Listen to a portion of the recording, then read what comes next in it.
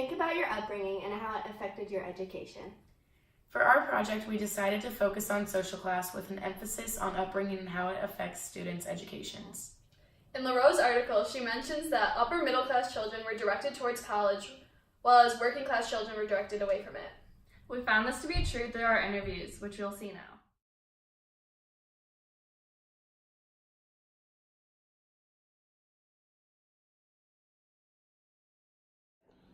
What was your upbringing?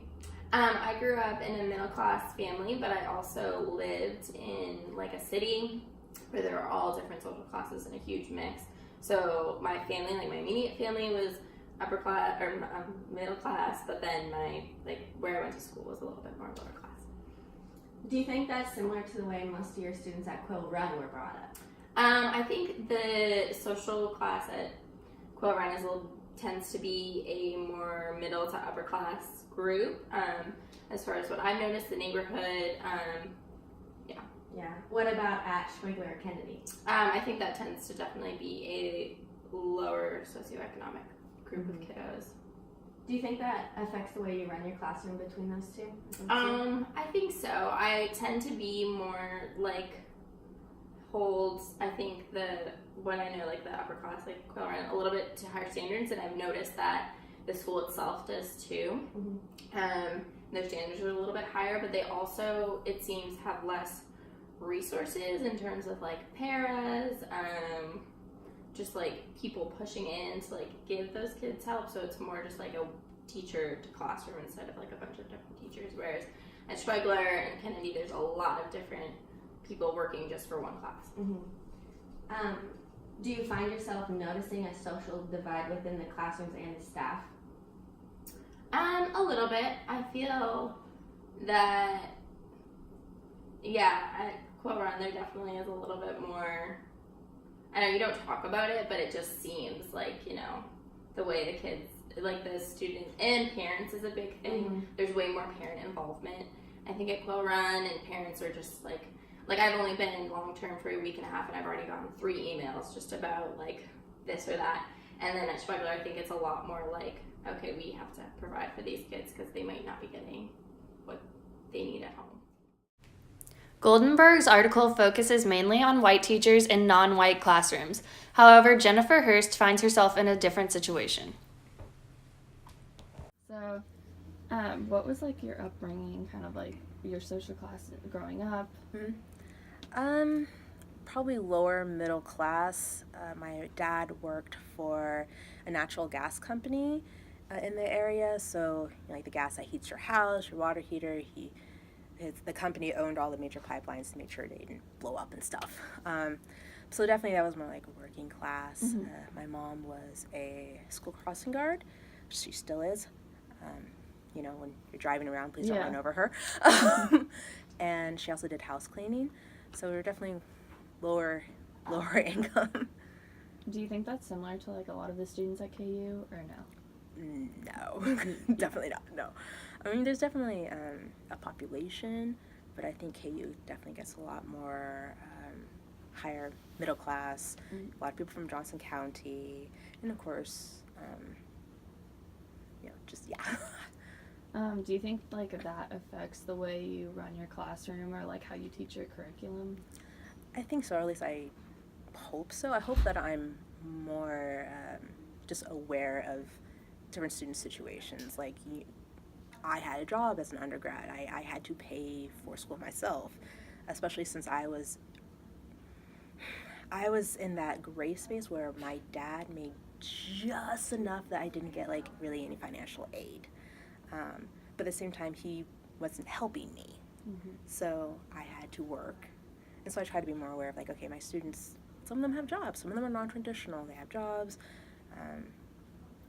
It's just other situations, or they may not have access to certain technologies. They may not have the best computers.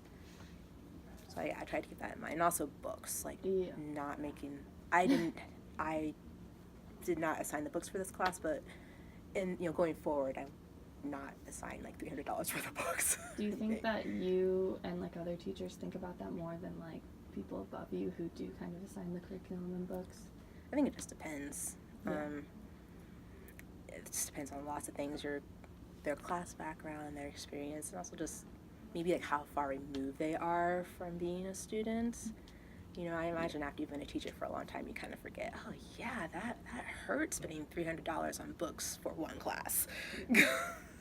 And then do you think that like outside of education that social class is like discussed or like focused on very much? Yes, depending on the department. So certainly in areas like American Studies, everything's about class, race, class, gender, power. That is American Studies, which was my original background. History, sociology is another big one. If you get into the math, the sciences, engineering, maybe not as much. Yeah. According to Betty's, Las Chicas were prime examples of lower class minorities who had their dignities wounded by the class and race-based injuries from the school system and their classmates. After interviewing KU student Sophia Dominguez-Hightoff, this isn't always the case based on how understanding the teacher is of backgrounds and different identities.